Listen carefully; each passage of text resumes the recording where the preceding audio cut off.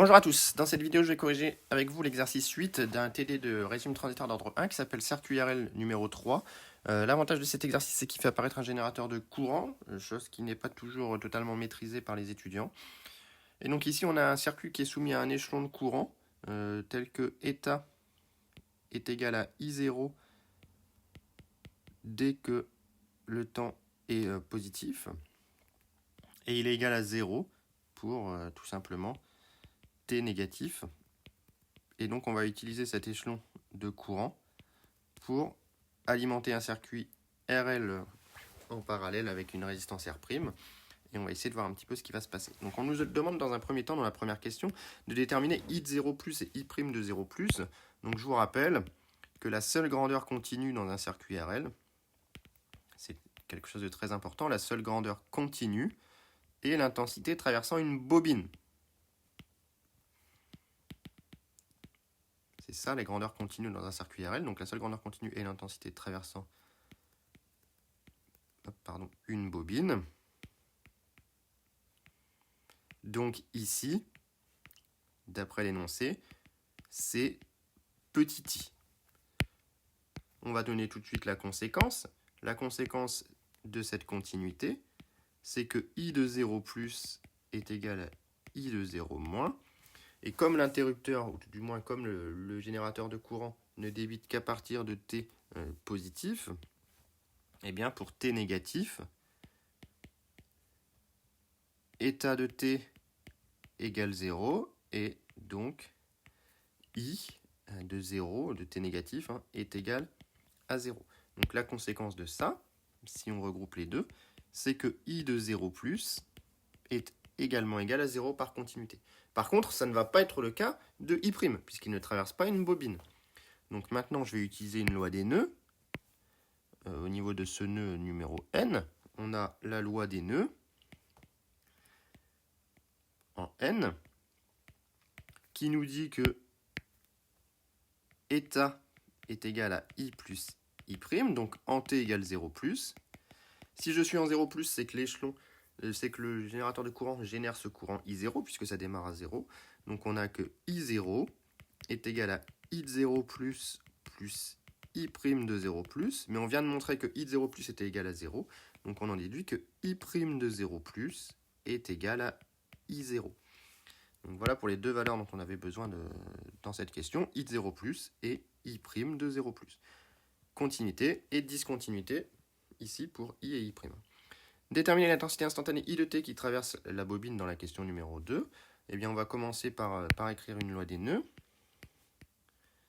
Donc, loi des nœuds, quel que soit t positif, on a que état de t est égal à I de t plus I' de t. Et pour t positif, on sait d'après l'énoncé que état de t est égal à grand I0. Donc, on en déduit que grand I0 est égal à I de t plus I' de t. Et maintenant, étant donné qu'on veut l'équation différentielle sur I et non pas sur I', il faut éliminer I' au profit de I.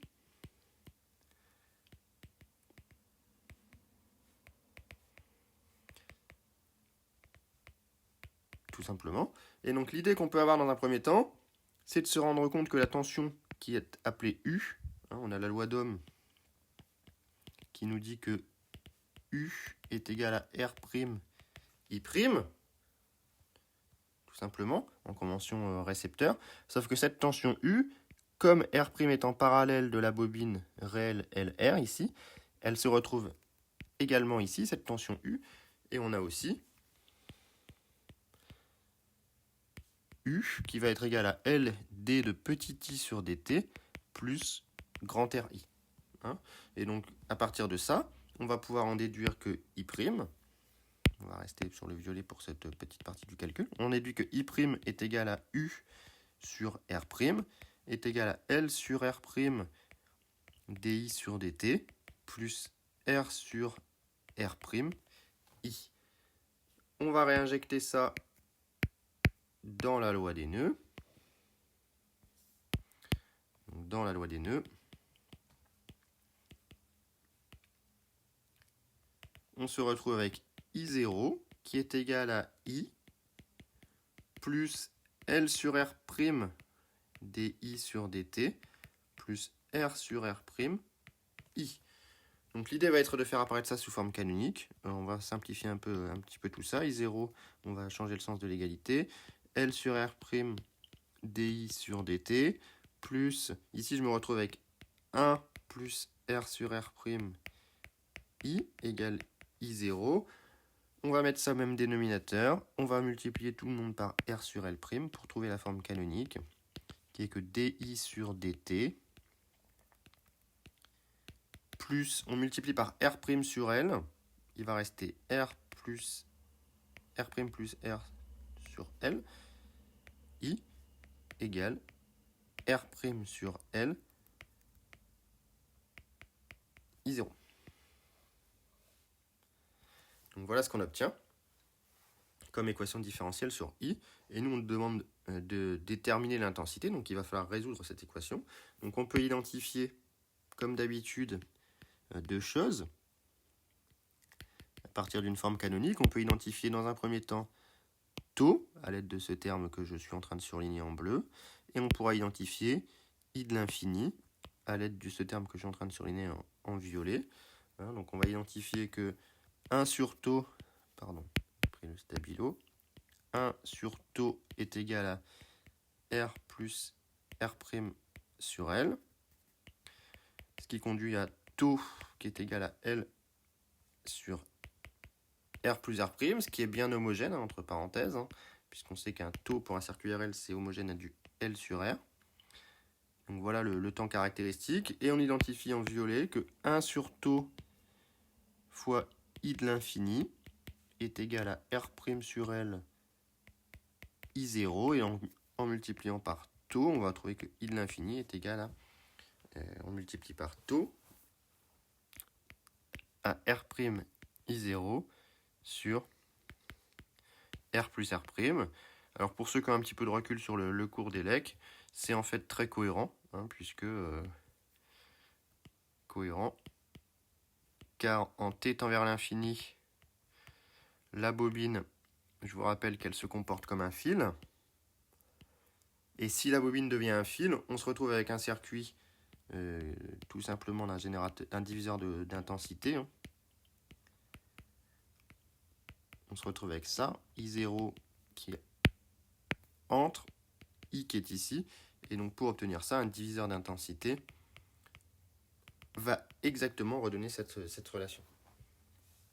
Donc tout va bien. Donc on peut résoudre. La solution de l'équation, c'est toujours un petit peu pareil. On a I de t qui est égal à lambda exponentielle moins t sur taux plus I de l'infini. Or, I de 0 plus est égal à 0, d'après la question 1, est égal à lambda exponentielle 0 plus I de l'infini. C'est donc égal à lambda plus I de l'infini. Il vient donc que lambda est égal à moins I de l'infini.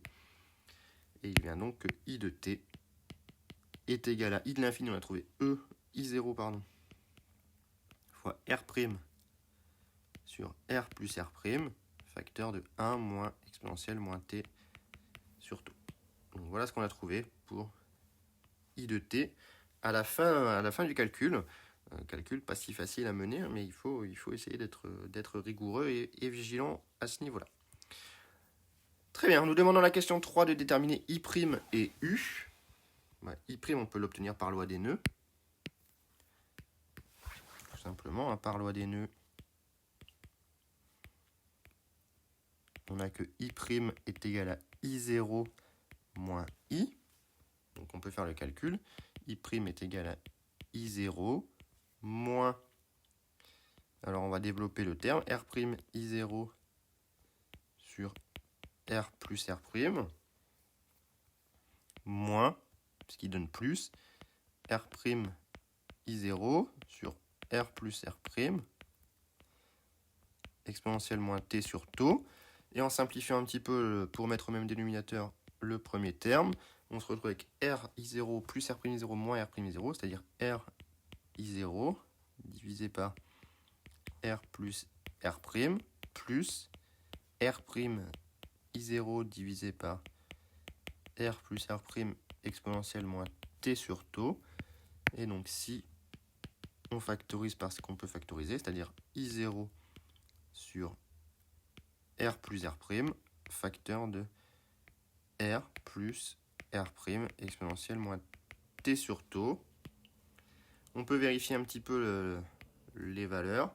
On a qu'en T égale 0, donc remarque, hein, en T égale 0, on a bien que I' de 0 est égal à I0 facteur de R plus R' sur R plus R', ce qui est égal à I0, ce qu'on avait obtenu dans la question 1. Et en T tend vers l'infini, on a que I' de l'infini va être égal à R I0 sur R plus R', ce qui est lui également cohérent avec le diviseur d'intensité. Donc tout va bien jusqu'à maintenant dans notre exercice. Enfin, on me demande U. On sait que U est égal à R' I', tout simplement, d'après la loi d'Ohm. Donc U de T est égal à R' I0 divisé par R plus R', facteur de R plus R' exponentielle moins T sur taux, ici.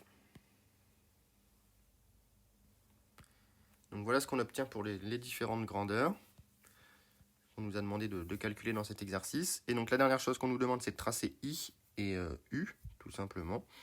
Eh bien on va tracer ces solutions de I et de U et faire apparaître le temps caractéristique taux. Question 4, hein, donc I de T, on a dit que ça partait de 0. Donc ça part de 0 et ça monte jusqu'à, on va le mettre ici, R' I0 divisé par R plus R'. On va mettre notre asymptote en pointillé et on va tracer notre courbe. On a donc une continuité de l'intensité, hein, ça c'est très important. Voilà. Et on a une croissance exponentielle qui se fait. On peut faire apparaître la constante de temps taux par intersection avec l'asymptote et la tangente à l'origine. Et donc voilà notre graphe de I de T. Pour U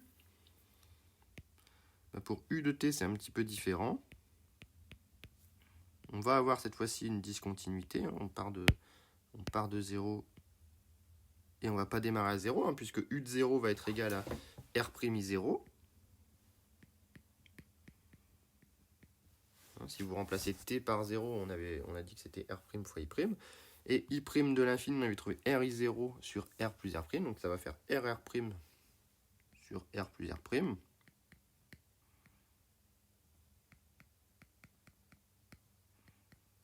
I0. Et donc vous allez avoir une tension qui va décroître de cette manière-là jusqu'à épouser l'asymptote. Et si votre graphe est bien fait, le temps taux doit être sensiblement le même. Alors moi, j'ai pas vraiment fait attention. Et donc, comme d'habitude, vous allez chercher l'intersection avec l'asymptote et non pas avec l'axe des zéros.